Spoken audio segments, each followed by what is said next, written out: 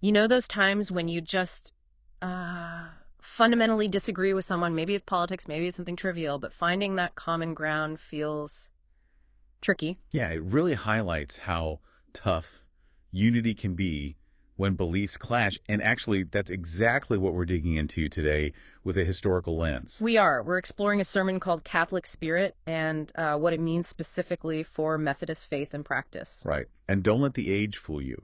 It offers a really surprisingly relevant take on unity, especially for diverse groups. Exactly. It gets right to the core of how people with different ideas, different ways of doing things can still connect.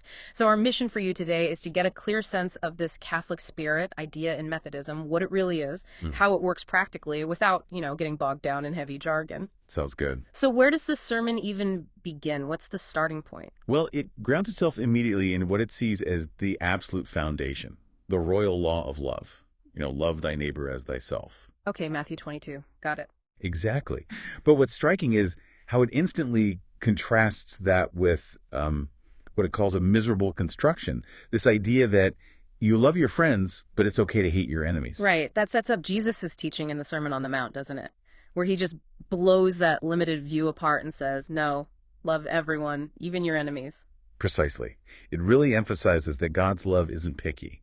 It's for everyone, no matter how they treat us. It does make you stop and think about the lines we draw, Yeah. the you versus them. Absolutely. Hmm. And from that really broad universal love, the sermon then zooms in a bit. It talks about a sort of peculiar love. Peculiar love. What's that about? It's the special kind of love that, according to the sermon, people who share faith in God owe each other. Ah, okay.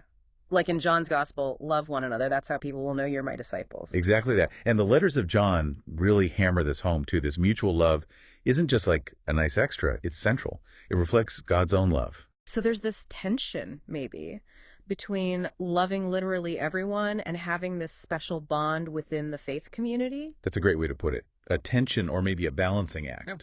The sermon seems to say you need both this wide compassion and this deep connection with fellow believers. Holding both seems key. Yeah, that makes sense. And it doesn't ignore the real world problems, does it? The things that actually get in the way of unity. Not at all. It faces head on the fact that people, even within the same faith, are going to have different opinions and different ways of worshiping. Okay, so that's the challenge. Right. And it poses this really central question. Can we still be united in heart? Can we have that affection, even if we don't see eye to eye on everything or worship in the exact same way? And the sermon's answer is? A definite yes. Mm-hmm. It literally asks, may we not be of one heart, though we are not of one opinion. It's quite powerful. And it uses a story to illustrate this, right? Jehu and Jehonadab. Yes, that's a key example. Hmm. 2 Kings. Jehu meets Jehonadab and asks him this crucial question, which is thine heart right as my heart is with thy heart? Notice what he asks. It's about the heart's orientation, its fundamental state towards God and others, not, do you agree with my theology points? Hmm. And Jehonadab wasn't exactly mainstream in his practices, was he? Not at all. The sermon points to Jeremiah, reminding us Jehonadab's family rules were really strict. No wine, no building houses, no farming, live in tents. Very distinct. Wow. Okay, so pretty different lifestyles. Definitely. These were deep-seated convictions passed down generations. But Jehu doesn't quiz him on the tent dwelling or the no wine rule. The focus is entirely on the heart. Is your heart right? Do we share that core faith commitment? That's fascinating. It's like saying our daily habits might look totally different, but our core values aligned. Precisely. And this flows right into the sermon's argument for liberty, freedom of thought, and freedom of worship. Because we're human and we don't know everything. Exactly. It quotes the Latin, humanum est errare et nescire. It's human to err and be ignorant. We have limits. We're going to see things differently. And it even touches on, like, how responsible someone is for their beliefs, right? Suggesting we can't always judge that. Yeah, the idea invincible ignorance, almost. Only God truly sees the heart and knows why someone believes what they do. It calls for a certain humility in how we view others' convictions. We don't have the full picture. Okay. And how does that connect to worship differences? Well, the sermon argues that since people have different understandings of God, it's only natural they'll have different ways of expressing their devotion. Diverse opinions lead to diverse practices. It even uses Jehu himself as an example of inconsistency, right? It does. Points out how Jehu wiped out Baal worship, which was good, but he kept the golden calves Jeroboam set up. So Even zealous people aren't always perfectly consistent in their practice. So the bottom line on worship is, Individuals have to follow their own conscience. That's the ultimate guide. And importantly, the sermon insists that no earthly power, no king, no bishop, no government has the right to force someone's conscience in how they worship God. that feels like a really strong statement, especially for its time. Oh, absolutely. A very significant claim about spiritual freedom. Okay, so if unity isn't about identical opinions or identical worship styles, what does this right heart actually involve? Let's break that down. Sure. The sermon outlines it in two main ways. First is your heart right toward God. And what does that look like? It involves a basic belief in God, his existence, his goodness, his power. It means having this inner conviction, this divine evidence, walking by faith, not just sight, believing in Jesus Christ as Lord, having him dwell in your soul, essentially. And it's an active thing, not just mental agreement. Very active. Faith that's energized by love, as the sermon puts it, loving God completely, finding your true happiness in him, making his will your main focus. Okay, so serving God with reverence, hating what's evil, striving for a clear conscience. Exactly. That's the God-word dimension. Then there's the second part, is your heart right toward your neighbor. And that means, Simply put, loving all people, everyone, no exceptions, including enemies. And not just feeling it, but showing it through good works, helping people, meeting needs where you can. that's a high bar. It is. But here's something encouraging. The sermon suggests that even if you're not there yet, even if you just sincerely desire to have this kind of heart, this right relationship with God and others, that desire itself qualifies you for fellowship. Ah, so it's about the trajectory, the intention, not perfection. Precisely. It's about striving, wanting to move in that direction. Okay, then we get to that phrase, give me thine hand.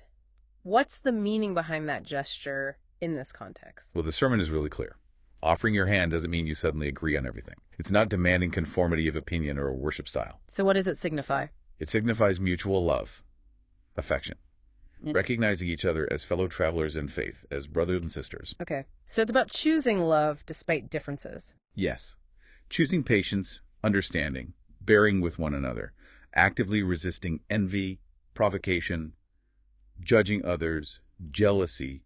It's embracing a love that covers all things, hopes for the best, believes the best, seeks restoration. And does this have practical expressions, or is it just an internal feeling? Oh, very practical. The sermon lists things like praying for each other, encouraging each other, provoking, it says, towards love and good actions, working together on shared goals where your conscience allows. Speaking well of each other's work. Right. And offering real, tangible help when someone's in need. It's love in action. Okay, now the sermon also seems careful to define what this Catholic spirit is not. Why is that important? Because the term could be easily misunderstood, so it clears the ground first. It says, first off, it's not speculative latitudinarianism. Which means, like, being wishy-washy on beliefs, thinking all opinions are equally true. Exactly. It's not indifference to doctrine. The sermon insists a person with a truly Catholic spirit does have firm convictions. They know what they believe. Okay. What else is it not? It's not practical latitudinarianism, meaning it's not indifference to worship. It's not saying, oh, any form of worship is fine, or it doesn't matter if I worship publicly or not. The person with a Catholic spirit is assumed to be committed to their own way of worship. And it's not indifference to your own church community either. Right. It doesn't mean you float around with no particular loyalty. Commitment to your specific congregation is still part of the picture. So avoiding those misunderstandings, what is the positive definition? What is a Catholic spirit? The sermon describes it beautifully, I think. It's a heart that's enlarged toward all mankind. It's universal love, basically. Embracing everyone, neighbors, strangers, friends, enemies with genuine, cordial affection. Love is the absolute key. So the person with this spirit. They cherish their own faith, their own church, sure. But their love extends outward. To anyone who believes in Christ, who loves God and neighbor, who tries to please God, avoids evil, and is passionate about doing good. And this shows in their actions. Definitely. Praying for others, standing up for them, comforting them, helping them practically. It's an active, outward-focused love. Okay, let's really connect the dots now. Why is this sermon, this idea of a Catholic spirit, so relevant specifically for Methodism? How does it tie into Methodist faith and practice? Well, it resonates deeply with several core Methodist emphases. For instance, the strong focus in Methodism on personal experience, personal piety, having a changed heart that fits perfectly with the sermon's right heart idea. Right, the inner transformation piece. Exactly. And then there's the Methodist commitment to social holiness, faith lived out in the world through good works. That directly mirrors the sermon's call for love expressed through action, through meeting needs. And the emphasis on fellowship, koinonia, small groups, community. Absolutely connects. The sermon's call for mutual support, prayer, encouragement, bearing with one another, that's central to the Methodist understanding of Christian community, even amidst diversity. Historically, hasn't Methodism often had a kind of practical openness, allowing for some variety within certain bounds? It has. The holding firm on core doctrines, there's often been a spirit that aligns with the sermon's idea unity, based on that shared right heart, centered on God's grace and love, rather than demanding absolute uniformity on every single point of practice or secondary doctrine. So it provides a sort of theological underpinning for that Methodist ethos. I think so. It offers a powerful framework for understanding how you can have deep unity and shared mission within a diverse movement like Methodism. Okay, so wrapping this up, the big takeaway from this deep dive seems to be that, according to the sermon, real Christian unity isn't about everyone being identical clones in thought or worship. Right. It's fundamentally about the heart's condition, that shared love for God, that shared love for neighbor. That's the bedrock. And this Catholic spirit isn't about being vague or indifferent. It's about actively cultivating this broad, generous, inclusive love. Exactly. And you can see how that understanding offers a valuable approach, a way to navigate differences and build connections, really in any community, not just church. Which leads us nicely to a final thought for you, the listener. How can we, practically speaking, nurture this Catholic spirit in our own lives, in our own communities, especially today when divisions can feel so deep? Yeah, how do we live out that expansive love when faced with real disagreement? It's definitely something worth reflecting on, maybe exploring further. A challenge to take with us. Thanks for joining us on this deep dive.